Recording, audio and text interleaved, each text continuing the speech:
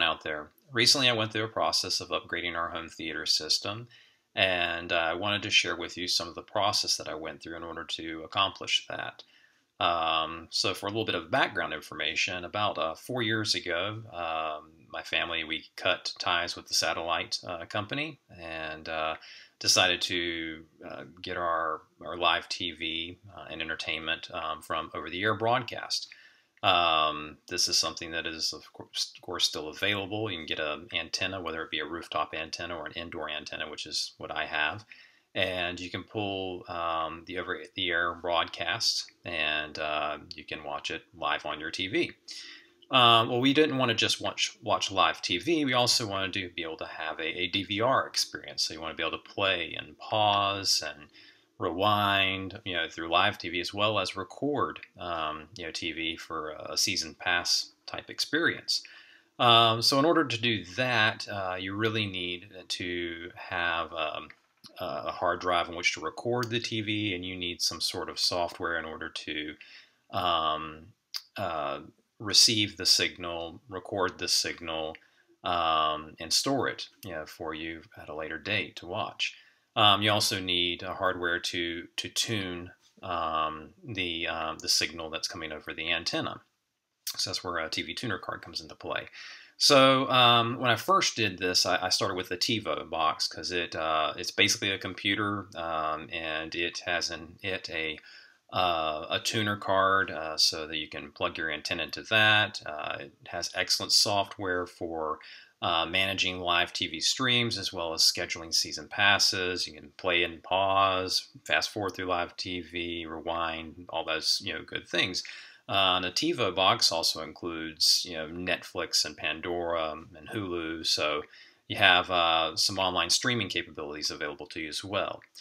So I utilized the TiVo box for about a year, and of course there's a contract commitment with them. They charge, I think it's like $14.99 a month, and basically that gives you access to their electronic programming guide as well as software updates.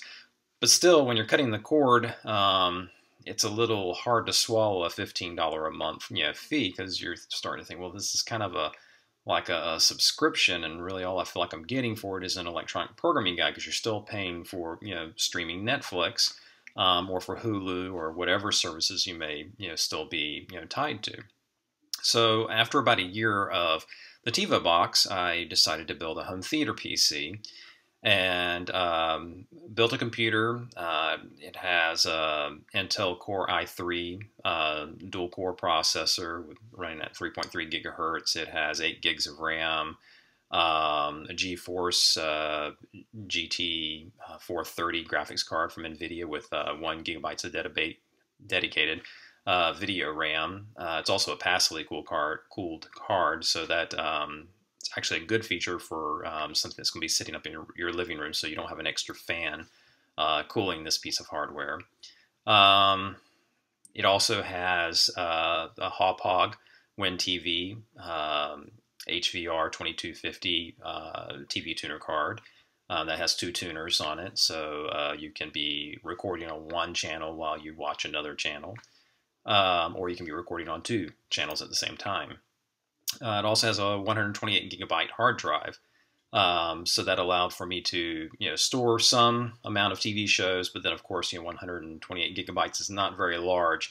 When you start thinking about recording TV, it has to be, if you wanted to keep that around for a long period of time, you're going to have some sort of storage for that. So that prompted me to also build a media server, and I use FreeNAS for that, and it has a little over 7 terabytes worth of usable storage on that. So I had a nightly job that would run and move those recordings each night over to the FreeNAS server, and that would then be available to us through Plex, which is running on that FreeNAS server. So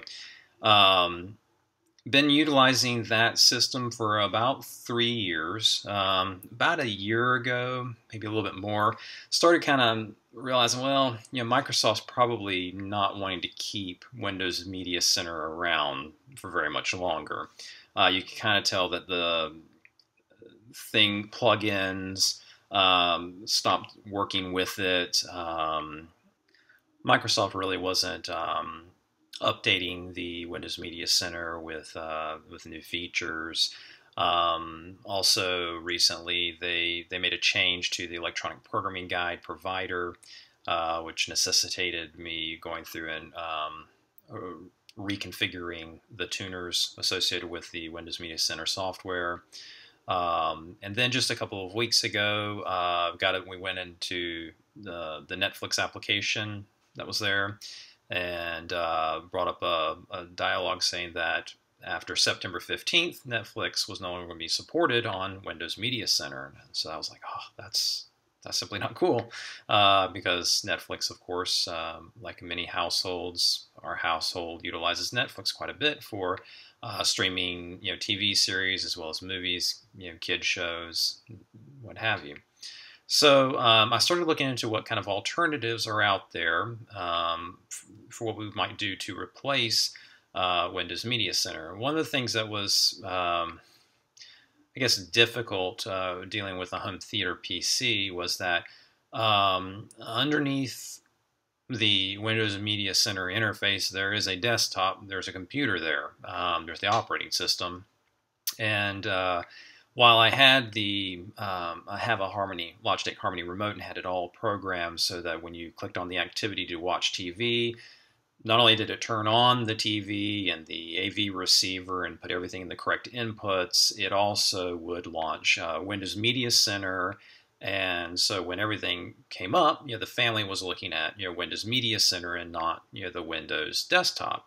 So you kind of get the experience of like a set-top box interface.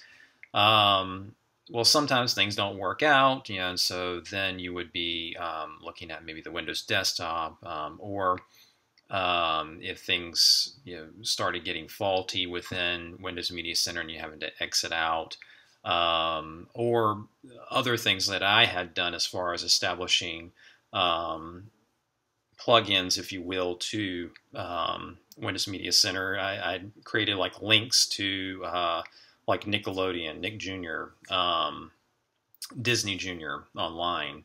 While these were links within the Windows Media Center application, what was really happening was Internet Explorer would get launched into kiosk mode and it would go to a web page. Well, then the web page, of course, is not going to operate with a remote. You'd have to pull up the keyboard in order to operate that. And then, how to get out of that and back into Windows Media Center. I had it all programmed for the steps that you would go through in order for that to happen, but sometimes it wouldn't work correctly, and so it just wasn't a very user-friendly or family-friendly type experience. So I was hoping that this time around I would come up with a solution that would, I guess, expose the family less to the operating system and more to just the applications for the entertainment options. So when I started looking around, I saw that Nvidia had released an Android TV device. I happen to like the Android OS. I do some programming with Android, and so I thought, hey, Android TV looks like a great option. There's Netflix is on there, Hulu's on there. There are applications whereby you can interface with a backend to stream live TV, namely XBMC, or as it's known now, Kodi. You also have Plex, and so I can interface with the Plex server that I have on the FreeNAS box, so we can watch our recorded TV that way and also our movies. And so I really began to seriously consider this, and so what I ended up doing was purchasing an Nvidia Shield Android TV, and got that all set up and integrated into our system. And so what I've done is I'm going to create a series of videos to kind of explain what I did in order to make that kind of happen, how that's all working. So if you decide you need to make some sort of switch either away from Windows 7 and Windows Media Center, or if you're interested in cutting the cord and what that experience may look like, maybe this series of videos will help you out. So I hope you enjoy.